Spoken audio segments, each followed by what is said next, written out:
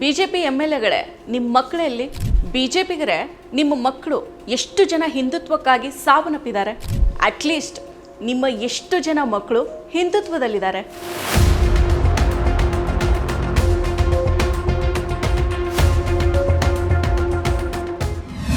ನಮಸ್ಕಾರ. ಹಿಂದುತ್ವ ಹಿಂದುತ್ವ ಹಿಂದುತ್ವ ಸದಾ ಈ ಪದವೊಂದನ್ನು ಇಟ್ಕೊಂಡು ದೇಶದಲ್ಲಿರೋ ಹಿಂದೂಗಳನ್ನು ಎತ್ಕಟ್ಟೋ ಕೆಲಸವನ್ನು ಮಾಡ್ತಾ ಇರೋದು ನಿಸ್ಸಂದೇಹವಾಗಿ ಅದು ಒಂದೇ ನಾಣ್ಯದ ಎರಡು ಮುಖಗಳಂತಿರೋ RSS ಮತ್ತು ಭಾರತೀಯ ಜನತಾ ಪಕ್ಷ ಸಂಘಟನೆಯಾಗಿ RSS ಮತ್ತು ರಾಜಕೀಯ ಪಕ್ಷವಾಗಿ ಬಿಜೆಪಿ ಈ ಕೆಲಸವನ್ನು ಮಾಡ್ತಾ ಇದೆ. ಈ ಎರಡೂ ಸಂಘಟನೆಗಳು ತಮ್ಮ ಸ್ವಾರ್ಥಕ್ಕೋಸ್ಕರ ಬಡ ಮಕ್ಕಳನ್ನ ಬಲಿ ಕೊಡ್ತಾ ಇದ್ದಾರೆ. ತಮ್ಮ ಪ್ರಚೋದನೆಯ ಮಾತುಗಳಿಂದ ಯುವಕರನ್ನ ಎತ್ತಿಕಟ್ಟೋ ಕೆಲಸವನ್ನ ಮಾಡ್ತಾ ಇದ್ದಾರೆ. ಇವರು ಎತ್ತಿಕಟ್ಟೋ ಭಾಷಣ ಮಾಡೋದಕ್ಕೆ ಧರ್ಮಗಳ ಮಧ್ಯೆ ವೈಮನಸ್ಸು ಕಿಡಿಯನ್ನ ಹಚ್ತಾ ಇದ್ದಾರೆ.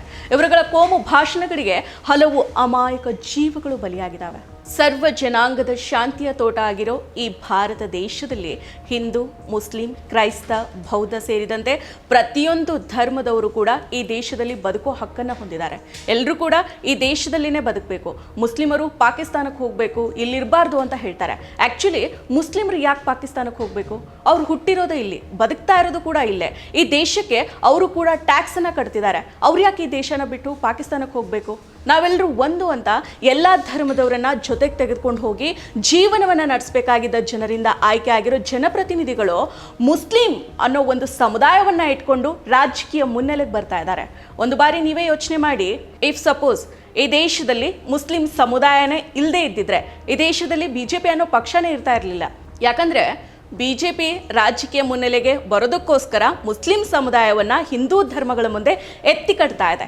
ಹಿಂದೂ ಧರ್ಮ ನಶಿಸಿ ಹೋಗ್ತಾ ಇದೆ, ಹಾಗೆ ಹೀಗೆ ತಮಗೆ ಹೆಂಗ್ ಬೇಕೋ ಹಾಗೆ ಸ್ಟೇಟ್ಮೆಂಟ್ ಅನ್ನ ನೀಡ್ತಾ ಕೂತಿದ್ದಾರೆ. ಧರ್ಮಗಳ ನಡುವೆ ಶಾಂತಿಯ ದೀಪವನ್ನ ಹಚ್ಚಬೇಕಾಗಿದ್ದ ಈ ಬಿಜೆಪಿ ಮತ್ತು ಸಂಘ ಪರಿವಾರ ಧರ್ಮಗಳ ಮಧ್ಯೆ ಬೆಂಕಿ ಕಿಡಿಯನ್ನ ಹಚ್ತಾ ಇದೆ.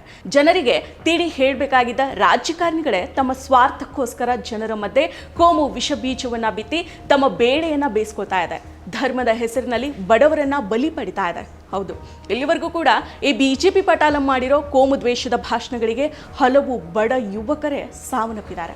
ಹಿಂದುತ್ವ ಅಂತ ಹೇಳಿ ಬಡ ಯುವಕರನ್ನ ಎತ್ತಿ ಕಟ್ಟಿ ಅವರ ಸಾವಿನ ಮೇಲೇನೆ ಇವರುಗಳು ರಾಜಕೀಯವನ್ನ ಮಾಡ್ತಾ ಇದ್ದಾರೆ.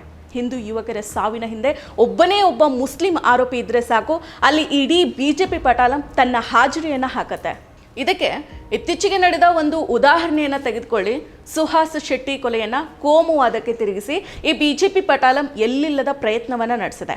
ಒಬ್ಬ ರೌಡಿ ಶೀಟರ್ನನ್ನ ಹಿಂದುತ್ವಕ್ಕೋಸ್ಕರ ಜೀವ ಕೊಟ್ಟಿದ್ದಾನೆ ಅಂತ ಹೇಳುತ್ತೆ. ಸುಹಾಸ್ ಶೆಟ್ಟಿಯನ್ನ ಕೊಲೆ ಮಾಡಿದವ್ರಿಗೆ ಕಠಿಣ ಶಿಕ್ಷೆ ಆಗಲೇಬೇಕು, ಇದರಲ್ಲಿ ಎರಡು ಮಾತಿಲ್ಲ. ಆದರೆ ಈ ಕೊಲೆಯನ್ನ ಹಿಂದುತ್ವಕ್ಕೋಸ್ಕರ ಬಳಸ್ಕೊಳ್ತಾ ಇರೋದು ಇಷ್ಟು ಸರಿ. ರೌಡಿ ಶೀಟರ್ ಆಗಿದ್ದ ಸುಹಾಸ್ ಶೆಟ್ಟಿಯ ಮೇಲೆ ನಾನಾ ಪೊಲೀಸ್ ಠಾಣೆಗಳಲ್ಲಿ ಪ್ರಕರಣ ದಾಖಲಾಗಿದೆ. ಈತನನ್ನ ರೌಡಿ ಶೀಟರ್ ಅಂತ ಕಮಿಷನರೇ ಅನೌನ್ಸ್ ಮಾಡಿದ್ದಾರೆ. ಮುಸ್ಲಿಮರನ್ನ ಅಷ್ಟೇ ಅಲ್ಲ, ಹಿಂದೂಗಳನ್ನು ಕೂಡ ಕೊಂದ ಆರೋಪದಲ್ಲಿ ಈ ಸುಹಾಸ್ ಶೆಟ್ಟಿ ಹೆಸರಿದೆ. ಈಗ ನೀವೇ ಹೇಳಿ ಬಿಜೆಪಿಗರೇ, ಹಿಂದೂವನ್ನ ಕೊಂದಾತ ಸುಹಾಸ್ ಶೆಟ್ಟಿ ಅದು ಹೇಗೆ ಹಿಂದುತ್ವಕ್ಕೋಸ್ಕರ ಸಾವನ್ನಪ್ಪಿದ್ದಾನೆ ಅಂತ ಹೇಳ್ತೀರಾ? ಇಲ್ಲಿವರೆಗೂ ಬಿಜೆಪಿಯ ಈ ಹಿಂದುತ್ವ ಅನ್ನೋ ಅಜೆಂಡಾಗೆ ಸಾವನ್ನಪ್ಪಿದವರು ಬಡ ಮಕ್ಕಳು. ಈ ರಾಜಕೀಯ ಜನರ ಮಾತುಗಳ ಪ್ರಚೋದನೆಗೆ ಒಳಗಾಗಿ ಸಾವನ್ನಪ್ಪಿದ್ದಾರೆ. ದಕ್ಷಿಣ ಕನ್ನಡದ ಮೂಡಬಿದ್ರಿಯಲ್ಲಿ ಬಜರಂಗ ದಳದ ಸದಸ್ಯ ಪ್ರಶಾಂತ್ ಪೂಜಾರಿ ಹತ್ಯೆ, ಕೊಡಗು ಜಿಲ್ಲೆಯಲ್ಲಿ ಹಿಂದೂ ಜಾಗರಣ ವೇದಿಕೆಯ ಸದಸ್ಯ ಪ್ರವೀಣ್ ಪೂಜಾರಿ ಹತ್ಯೆ, ಶಿವಮೊಗ್ಗದಲ್ಲಿ ಬಜರಂಗ ದಳದ ಕಾರ್ಯಕರ್ತರಾಗಿದ್ದ ಹರ್ಷ ಜಿಂಗಾಡೆ ಅವರನ್ನ ಹತ್ಯೆ ಮಾಡಿರೋದು, ಮತ್ತೆ ದಕ್ಷಿಣ ಕನ್ನಡ ಜಿಲ್ಲೆಯ ಸುಳ್ಯ ತಾಲೂಕಿನ ಬೆಳ್ಳಾರೆ ಗ್ರಾಮದ ಬಿಜೆಪಿ ಯುವ ಮೋರ್ಚಾ ಕಾರ್ಯಕರ್ತ ಪ್ರವೀಣ್ ನೆಟ್ಟಾರು. ಹೀಗೆ ಹಲವಾರು ಯುವಕರು ಹಿಂದುತ್ವದ ಹೆಸರಿನಲ್ಲಿ ಕೊಲೆಯಾಗಿದ್ದಾರೆ. ಪ್ರತಿಕಾರದ ದಾಳಿ ಅಂತ ಸಾವನ್ನಪ್ಪಿದ್ದಾರೆ. ಹಿಂದುತ್ವಕ್ಕೋಸ್ಕರ ಸಾವನ್ನಪ್ಪಿದ ಇವರೆಲ್ಲರೂ ಕೂಡ ಬಡವರು. ಇವರಿಗೆ ಯಾವುದೇ ರೀತಿಯ ಶ್ರೀಮಂತಿಕೆ ಇಲ್ಲ. ಇವರ ತಂದೆ ತಾಯಿ ಎಲ್ಲರೂ ಕೂಡ ಬಡವರು. ಮನೆಗೆ ಆಧಾರ ಸ್ತಂಭ ಆಗಿದ್ದ ಇವರು ಹಿಂದುತ್ವದ ಪ್ರಚೋದಿತ ಮಾತುಗಳಿಗೆ ಬಲಿಯಾಗಿದ್ದಾರೆ. ಇಲ್ಲಿವರೆಗೂ ಹಿಂದುತ್ವಕ್ಕೋಸ್ಕರ ಬಲಿಯಾದವರು ಬಡವರೇ. ಹಿಂದುತ್ವದ ನಶೆಯನ್ನು ಏರಿಸಿಕೊಂಡು SC, ST, ಲಿಂಗಾಯತ, ಒಕ್ಕಲಿಗ, ಕುರುಬ ಮುಂತಾದ OBC ಬಡ ಮಕ್ಕಳು ಸಾವನ್ನಪ್ಪಿದ್ದಾರೆ. ಆದರೆ ಇಲ್ಲಿವರೆಗೂ ಕೂಡ ಹಿಂದುತ್ವಕ್ಕೋಸ್ಕರ ಬಿಜೆಪಿಗರು ಅಥವಾ ಅವರ ಮಕ್ಕಳು ಸಾವನ್ನಪ್ಪಿದ ಉದಾಹರಣೆ ಏನಾದರೂ ನಿಮಗೆ ಸಿಗುತ್ತಾ? ಸಾಧ್ಯನೇ ಇಲ್ಲ. ನಿಮಗೆ ಹಿಂದುತ್ವಕ್ಕೋಸ್ಕರ ಸಾವನ್ನಪ್ಪಿದ ಪುಂಕಾನುಪುಂಕವಾಗಿ ಹಿಂದುತ್ವದ ಬಗ್ಗೆ ಜನರನ್ನ ಎತ್ತಿ ಕಟ್ಟಿ ಭಾಷಣ ಮಾಡೋ CT ರವಿ, ಪ್ರಹ್ಲಾದ್ ಜೋಶಿ, ಅಮಿತ್ ಶಾ, ಅನಂತ್ ಕುಮಾರ್ ಹೆಗಡೆ, ಪ್ರತಾಪ್ ಸಿಂಹ, R ಅಶೋಕ್, ವಿಜೇಂದ್ರ, ಯಡಿಯೂರಪ್ಪ ಇವರಷ್ಟೇ ಅಲ್ಲ, ಇಡೀ ಬಿಜೆಪಿಯ ಪಟಾಲಂನ ನೀವು ತಗೊಳ್ಳಿ, ಅವ್ರು ಯಾರು ಮಕ್ಕಳಾದರೂ ಕೂಡ ಕೇಸರಿ ಶಾಲನ್ನು ಹಾಕ್ಕೊಂಡು ಹಿಂದುತ್ವಕ್ಕೋಸ್ಕರ ಸಾವನ್ನಪ್ಪಿದಾರಾ? ಇಲ್ಲ. ಈ ಹಿಂದುತ್ವ ಅನ್ನೋ ಬಿಜೆಪಿಯ ಅಜೆಂಡಾಗೆ ಬಲಿಯಾಗ್ತಾ ಇರೋದು ಬಡವ್ರ ಮಕ್ಕಳು. ಕೇಂದ್ರ ಗೃಹ ಸಚಿವ ಅಮಿತ್ ಶಾ ಅವರ ಮಗ ಜೈ ಶಾ BCCI ಕಾರ್ಯದರ್ಶಿಯಾಗಿದ್ದಾರೆ. ಜೊತೆಗೆ ಒಬ್ಬ ಯಶಸ್ವಿ ಉದ್ಯಮಿ, ಬಿಲಿಯನರು ಕೂಡ ಹೌದು. ಇನ್ನು ರಾಜನಾಥ್ ಸಿಂಗ್ ಅವರ ಪುತ್ರ ಪಂಕಜ್ ಸಿಂಗ್ ಉತ್ತರ ಪ್ರದೇಶದ ಶಾಸಕ.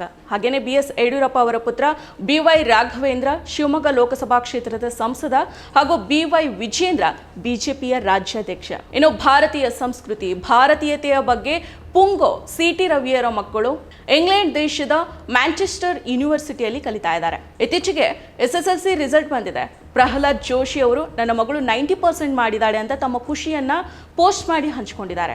ಮಾತೆತ್ತಿದ್ರೆ ಹಿಂದುತ್ವ ಅಂತ ಹೇಳಿ ಮುಸ್ಲಿಮರ ವಿರುದ್ಧ ಹರಿಹಾಯ್ದು ಬಿಡೋ ಯತ್ನಾಳ್ ಮಕ್ಕಳು ಕೂಡ ಏನ್ ಮಾಡ್ತಾ ಇದ್ದಾರೆ? ಯತ್ನಾಳ್ ಮಕ್ಕಳು ಯಾವತ್ತಾದ್ರೂ ಕೇಸರಿ ಶಾಲನ್ನ ಹಾಕೊಂಡು ರಸ್ತೆಗೆ ಬಂದಿದ್ದಾರಾ? ಇವರಷ್ಟೇ ಅಲ್ಲ, ಬಿಜೆಪಿಯ ಹಲವು ನಾಯಕರ ಮಕ್ಕಳು ವೆಲ್ ಸೆಟಲ್ಡ್, ಅವರ ಮಕ್ಕಳು ಶೈಕ್ಷಣಿಕವಾಗಿ ಆರ್ಥಿಕವಾಗಿ ಮುಂದೆ ಇದ್ದಾರೆ. ಇದನ್ನೆಲ್ಲ ನಾನು ಯಾಕೆ ಹೇಳ್ತಾ ಇದ್ದೀನಿ ಅಂದರೆ, ಯುವಕರೇ, ನಿಮಗೆ ನಿಮ್ಮ ಆದರ್ಶ CT ರವಿ ಅಥವಾ ಆತ ಹೇಳೋ ಹಿಂದುತ್ವ ಅಲ್ಲ, ಅವನ ಮಗನ ತರಹ ವಿದೇಶಿ ವಿದ್ಯಾಲಯದಲ್ಲಿ ಓದೋ ಹಠ ಇರಬೇಕು. ಹಾಗೆಯೇ ನಿಮ್ಮ ಆದರ್ಶ ಅಮಿತ್ ಶಾ ಮಗನ ತರಹ ಒಂದು $1 ಸಂಸ್ಥೆಯ ಮುಖ್ಯಸ್ಥ ಆಗಬೇಕು. ಅದ್ಬಿಟ್ಟು ಈ BJP ಮಾಡೋ ಈ ಹೆಣದ ರಾಜಕಾರಣಕ್ಕೆ ಹಿಂದೂ ಯುವಕರು ಬಲಿಯಾಗೋದನ್ನು ತಪ್ಪಿಸಬೇಕಾಗಿದೆ. ಬಡ ಮಧ್ಯಮ ವರ್ಗದವರ ಮಕ್ಕಳ ತಲೆಗೆ ಕೋಮು ವಿಷವನ್ನು ತುಂಬಿ ಪ್ರಚೋದಿಸಿ ಅಪರಾಧ ಕೃತ್ಯಗಳಿಗೆ ಪ್ರೇರೇಪಣೆ ಮಾಡಿ ಅವರನ್ನ ನಡು ನೀರಿನಲ್ಲಿ ಕೈಬಿಟ್ಟು ಈ ರೀತಿಯ ಕೊಲೆಗಳಾದಾಗ ನಮ್ಮ ಕಾರ್ಯಕರ್ತ ಅಂತ ಬೀದಿಗಿಳಿದು ಅಬ್ಬರಿಸದೆ ಈ BJPಯ ಹಿಂದುತ್ವ. BJPಯ ನಾಯಕರಿಗೆ ನನ್ನದೊಂದು ಪ್ರಶ್ನೆ, ನಿಮ್ಮ ಮಕ್ಕಳು ಯಾರಾದರೂ ಹಿಂದುತ್ವದ ಹೆಸರಿನಲ್ಲಿ ಬೀದಿಗಿಳಿದು ಈ ಥರ ಹತ್ಯೆ ಆಗಿದ್ದಾರಾ? ಇಲ್ಲ. ಯಾವೊಬ್ಬ BJPಯ ನಾಯಕರ ಮಕ್ಕಳು ಹಿಂದುತ್ವಕ್ಕಾಗಿ ಬಲಿಯಾಗಿಲ್ಲ. ಬಲಿಯಾದವರು ಎಲ್ಲರೂ ಕೂಡ ಬಡ ಮಕ್ಕಳು. ಬಡವರಿಗೆ ಹಿಂದುತ್ವದ ನಶೆಯನ್ನು ಏರಿಸಿ ಅವರನ್ನು ಬಲಿ ಕೊಟ್ಟು ರಾಜಕಾರಣ ಮಾಡೋ ಈ BJPಯ ಅಜೆಂಡಾ ಏನಾದರೂ ಕೂಡ ಬದಲಾಗಲಿ. ಇನ್ನಾದರೂ ಈ ಬಡವರ ಹೆಣದ ಮೇಲಿನ ರಾಜಕಾರಣವನ್ನು BJP ಬಿಡಬೇಕಾಗಿದೆ. ಜನರ ಸಮಸ್ಯೆಗೆ ಅಭಿವೃದ್ಧಿಯ ಮೂಲಕ ನೇರವಾಗಿ ರಾಜಕಾರಣವನ್ನು ಮಾಡಬೇಕಾಗಿದೆ. ಇನ್ನು ಹಿಂದೂ ಯುವಕರು ಯಾರದ್ದೋ ಭಾಷಣ, ಯಾರದ್ದೋ ಪ್ರಚೋದನೆಗೆ ಒಳಗಾಗಿ ನಿಮ್ಮ ಜೀವವನ್ನು ನೀವು ಕಳೆದುಕೊಳ್ಬೇಡಿ. BJP ನಾಯಕರಿಗೆ ನೀವು 10ರಲ್ಲಿ ಒಬ್ಬ ಕಾರ್ಯಕರ್ತ ಅಷ್ಟೇ, ಆದರೆ ನಿಮ್ಮ ಹೆತ್ತವರಿಗೆ ನೀವೇ ಜೀವ ಆಗಿರ್ತೀರಿ. ಇದನ್ನು ಮರಿಬೇಡಿ.